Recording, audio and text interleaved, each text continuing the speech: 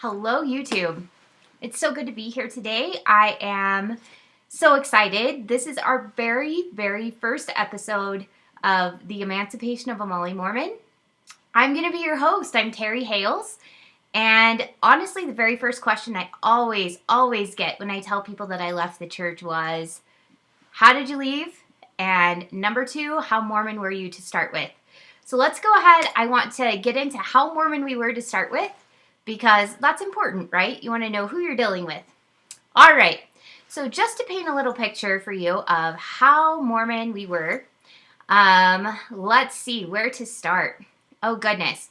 So I grew up in a convert family, and I am the oldest of three kids. And let's see, I was a seminary president. I only applied to BYU during college. I remember in 8th grade thinking, you know what? I just found out that there was a LDS school called BYU. I had never heard of it before because, hello, convert. And I remember asking my friend's sister who was going there, like, what do you have to do to get there? And she gave me the number to the administration office. And I called as a 13-year-old. And I said, okay, I really want to come to your school whenever I'm older. What do I have to do? I was in 8th grade, guys. And so I was like, all right. So they told me I needed letters of recommendation. They told me I needed a certain GPA. They told me I would need a certain ACT score. I don't even remember what those were. All I remember is that every single person in my life that had anything to do with being a leader to me at all, I asked them for a letter of recommendation. And when it came time to apply for colleges, I sent 50 plus letters of recommendation to the admin office at BYU. And I remember my very first class for economics or whatever. I was in this huge auditorium, and I was one of the first people to sit down for ACT scores. And I was one of the first people to sit down when they talked about GPAs. I guarantee you I only got into that college because I really wanted it, and I had letters dated from being 13. They could tell that I had planned for this for years, and I was tenacious. So, yeah. Anyway, went to BYU, planned on that for years, did all of the clubs, all of the, civic things I could do to make myself look like a good candidate for BYU. All right, went to BYU, and while I was there, super active. Everything I could do, followed all the rules to a T. Met my husband my sophomore year. We dated for 10 whole long months, and I thought our engagement was so super long. He was in Jerusalem for 3 of those, and we got married in the San Diego Temple 5 days after he got home from Jerusalem. So I was barely 20. He was 23, and we started our journey together, and we finished up our time at BYU, both of us graduating with degrees in marriage, family, and human development. I realized pretty quickly after that therapy was not what I wanted to go into, but I am so fascinated with the workings of emotions and the mind and how that all goes together. I love studying about relationships and about just how people work together and connections. My husband did go on to become a marriage and family therapist, and he currently works as a therapist with couples and with individuals, dealing with everything from addictions to just relationship issues to sometimes even faith transitions, though faith transitions are not his sole specialty. All right, how else? Okay, we always paid our tithing, always paid our fast offerings, donated to the Perpetual Education Fund, and occasionally the temple and missionary funds as well. When we had the missionary surge, our family welcomed in 2 missionaries into our home, into our extra bedroom here. And we had missionaries live with us for a few months. It was actually a shelf item for me. I loved those missionaries, but actually seeing what a mission was up close, because I didn't serve one, and my husband's in Brazil, was totally different. A little bit of a shelf item for me there. What else? Served in whatever calling we were ever asked to serve in. Didn't even question, even if it was a second calling or a third calling. For much of my LDS experience, if you asked me to bake 6 dozen cookies for you in 2 hours, I would get on it and I would do it. If you needed me to, make some sort of activity or drive people to the temple, I was your girl. I was going to be there, and that's what I was going to be doing. And let me just tell you, I bent over backwards to be the best Mormon possible. I wanted to be the kind of woman that when people looked at me, Christ's light would shine from my countenance, and they would be able to tell that, obviously something good was at work here because I had been able to accomplish so much. And I think that was really one of the problems with my journey, is that works being emphasized in the church was really a downfall for me because A, I'm a high achiever. I have been from the time I was born. B, I'm a perfectionist. And C, I was raised to be a people pleaser. And so got lots of praise from pleasing people, and really got a lot of self-worth from that as well.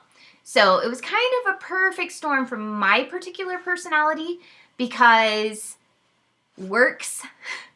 I loved achieving things. I loved the challenge of Mormonism, of trying to juggle like two callings and being, a stay-at-home mom, a homeschooling mom in my case, of like, being able to juggle all the balls and all the things that are required of us. I really actually enjoyed the challenge of being Mormon. There was so much to do and so many ways to prove yourself, and I like the challenge of trying to prove myself. Where it became a bit of an issue is I'm also a perfectionist and a people pleaser, and so please, perform, perfect. That was my jam. That was my recipe. And so perfectionism, starting at about BYU, coming from a convert family, I realized I was a little bit different. My growing up experience was not the same as somebody in Utah. First of all, I had to wake up at like 5:30 in the morning to go to seminary. So I had to wake up, get ready, go to seminary at 6, and then head on over to the high school so I could hit a cappella practice in the choir, at 7 a.m. before church even started, or before school even started. So that was a little bit of a nice thing you guys in Utah had. But even more than that, my entire ward were converts. So a lot of the things that you would have gotten judged for in Utah, wearing pants to church as a woman, really wasn't a problem. Wearing jeans to church, not really a problem. Wearing a sleeveless dress, not really a problem. In fact, I still remember my freshman year. This was one of those moments where I really realized that my upbringing was maybe a little bit different than mainstream Mormonism.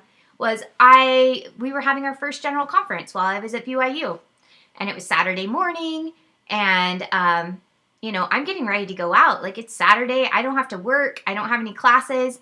I was gonna go do some studying, like maybe do a little shopping, and my roommate said, "Hey, are you gonna watch general conference with us?" And I thought to myself, "Yeah, I'll do that. I'll see you tomorrow."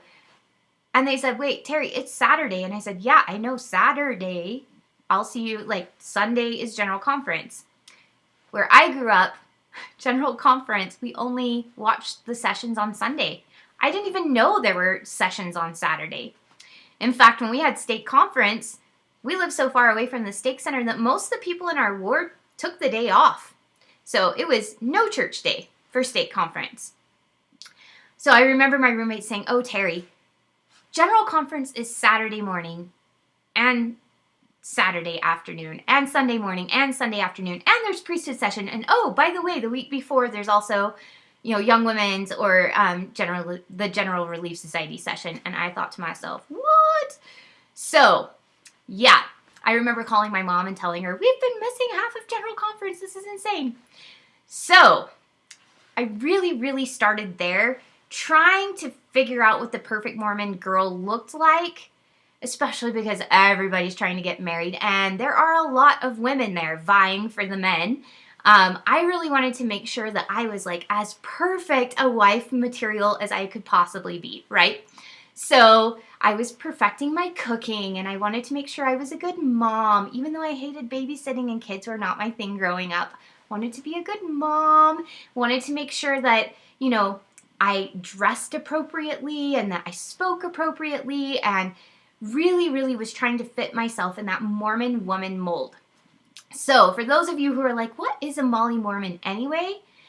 My perception of a Molly Mormon was somebody who was soft-spoken, always kind, never lost her temper, put everybody else above herself, studied the scriptures. Like, I just pictured these like mothers of the stripling warriors as being these like perfect saints that never lost it and always kept their cool. Let me tell you something about me. I'm a firecracker. I always have been, but man, I was trying so hard not to be. I'm stubborn. I come from a line of stubborn, strong women who also cuss, and I was trying really hard not to be angry or cuss or do any of those things so I could be the perfect woman. Let's fast forward a little bit. After about a decade of trying to fit myself in the box, I can assure you things got a little messy. I wasn't fitting in the box. The box was uncomfortable, and I started to get depressed. In fact, I started to get so depressed that I was angry. My depression manifested itself as rage. And I remember after trying to fix it myself by reading scriptures and praying more and going to the temple more and all those things that we hear will bring more of the Spirit, feeling like I was broken, maybe I was doing something wrong, and I went to my bishop, who was like the sweetest man, and always talked in a general conference voice. So I sat down with him and I just said, I am so angry, I want to punch someone in the face. And I remember how shocked he was because I was presenting myself as this like sweet, soft-spoken yes woman who said yes to everything. I had zero boundaries. I would do whatever you asked me to do. I was working so hard to make everybody like me and to make God like me. And I was just doing anything and everything and exhausting myself. And really, that's what it came down to. I had a really, really busy calling. I had a toddler. My husband was deployed for 10 months that year. And I had been trying to fit myself in this box on very little sleep because my toddler wasn't sleeping. And yeah, of course I melted down. But this man was clueless.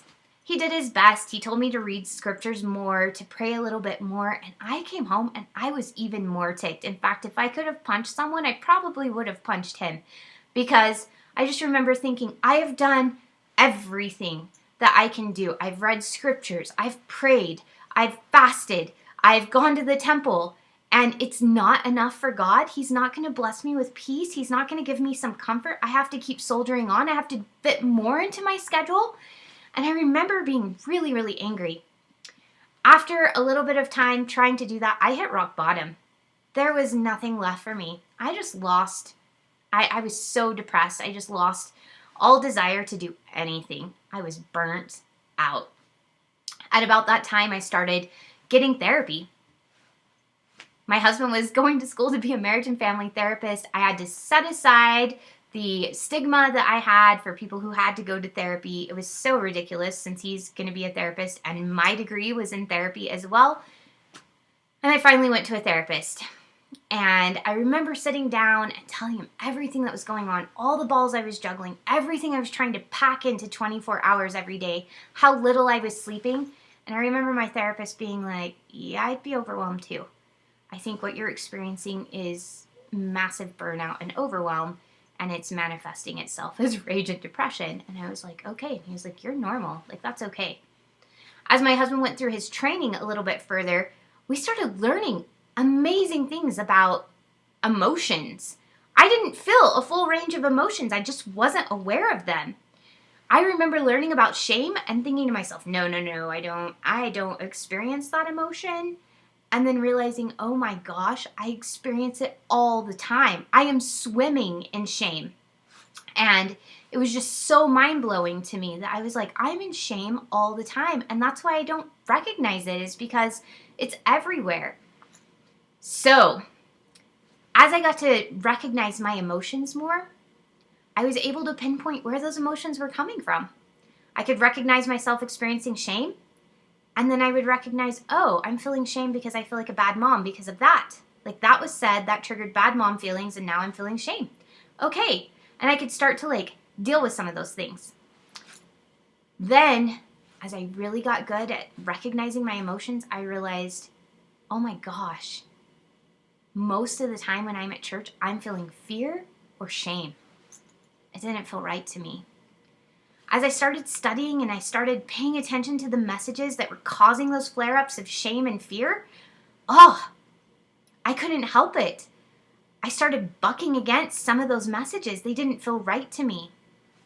I still remember in January of 2017, sitting in Relief Society, and we were learning from Elder Nelson's talk about divine love. And I remember this one line where it said, God's love could be described as many things, but unconditional wasn't one of them. And it just hit me right there. I started thinking about my relationship with my kids. There's nothing my kids could do that would make me not love them anymore. There's nothing my kids could do that would make me not want to have them live with me anymore. And I started thinking about God and thinking, if their version of God is true, he's not a very nice guy. If I don't praise him enough or pray to him enough, or if I mess up, he's going to kick me out forever and ever and never see me again. It just didn't feel like love. And so I had a dilemma on my hands. Either I could believe that God was a jerk, like the prophets were telling me he was, or I could believe that the prophets maybe didn't understand God as well as I thought they did. And I went with that one. I realized somewhere along my journey, probably about the time they told us how to vote on a local issue, that the prophets didn't always have all the answers. In fact, when they told us how to vote on the local issue, I was ticked. Because I had been taught that we teach people correct principles and we let them govern themselves. But here I was being told to just mindlessly vote the way the church thought I should vote. It didn't sit well with me at all. I came to the conclusion that maybe we had drifted from the truth. Just like in the Book of Mormon, after 3 or 4 generations, people start going off and doing crazy things. Maybe that had happened to our church. It wasn't that hard to imagine. They had prophets back then and they still drifted. Maybe that's what happened to us. And I decided, okay, I want to know what it was like at the beginning. And I started studying church history. Now, before you get all crazy on me, I stuck to church-approved materials. The things that led me away from the church are found on LDS.org. They're found on Fair Mormon, which is written by church apologists and historians. It's crazy. Reading the church essays, I still remember the first pillar of my testimony falling flat on the ground, just reading what was on LDS.org. The first vision had always been something that bolstered me up, even when polygamy was bat crazy. And even when the 2015 policy about gay people's kids was totally off. And even when all these crazy things happened in the church, I could count on 3 things. We were different because God the Father and Jesus Christ came and spoke to Joseph and told him to restore the church. We had priesthood authority. And we were the only Christian church that had forever families. Those were my 3 pillars. I still remember learning about the first vision and finding out that not only was there not just one version, there were 14, but as I read the versions myself, just the 4 that were written by Joseph Smith, they had different main characters, they had different main ideas, they had different settings, he was a different age, everything was different. And I found that the one that was written closest to the event, the one that was written 12 years after, was so much less spectacular than the one that was written years after that one. In my experience, history doesn't elaborate the further you get from it. Tall tales do that. And I had to sit and I had to justify, is it likely that God helped Joseph remember more as he got older? Or is it more likely that he embellished to make it sound more fantastic than it was? It was so hard to come to terms with that. And every single issue that I looked into, it ended up that way. Polygamy, blacks with the priesthood, some really crazy anachronisms in the Book of Mormon, things I had never thought of, things I had thought of and just thought, well, that doesn't make sense, but maybe I just don't understand. The further I got into it, the more I realized I don't think it's true. I don't think it's what it says it's supposed to be. Does that mean it's bad? Absolutely not. So those of you who are watching, I don't think it's bad. No worse than any other religion. I think there are good things it teaches, but I think there's a lot of things that are harmful. Especially if you're like me and you believed it was black and white, and you have to accept all of it or none of it in order to be a good Latter-day Saint, that was a problem. I still remember Gordon B. Hinckley saying, it's true, isn't it? Then what else matters? That's what I would keep coming back to when something was crazy or something was too hard or too much was being asked of me or I felt like I was breaking. I would say, it's true, isn't it? Then what else matters? But the opposite is also true, right? If there are parts of it, huge parts of it, like the first vision, temple covenants, prophecy, the fallacy of prophecy, priesthood ordination, if those things aren't true, what else matters? So for me, the purpose of this podcast is not really to lead people away from the church.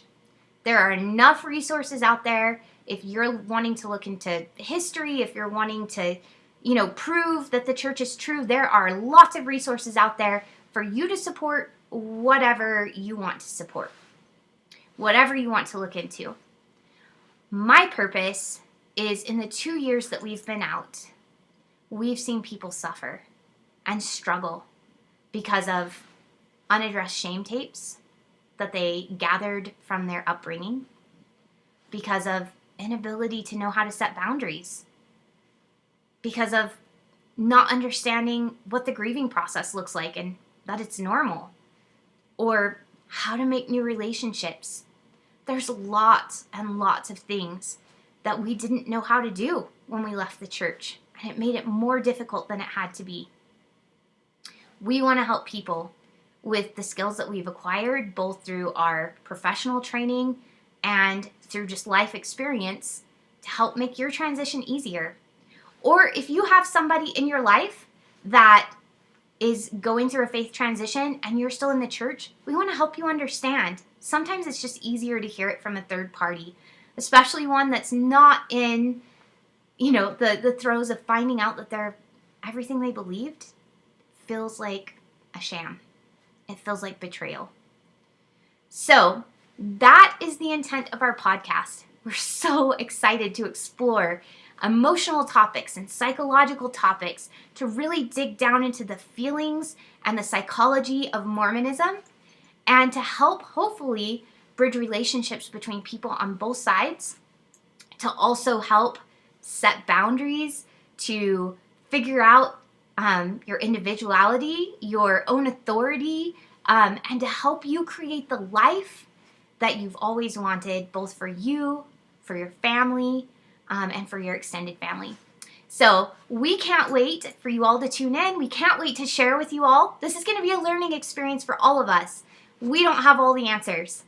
We've been through a lot, but we don't have all the answers. We're excited to learn with you and to grow with you and to share with you what we've learned, and hopefully collaborate with some of you in the future and help us all learn and grow and make this life the very best it can be. Thanks so much for tuning in, and we'll see you for the first episode. Bye.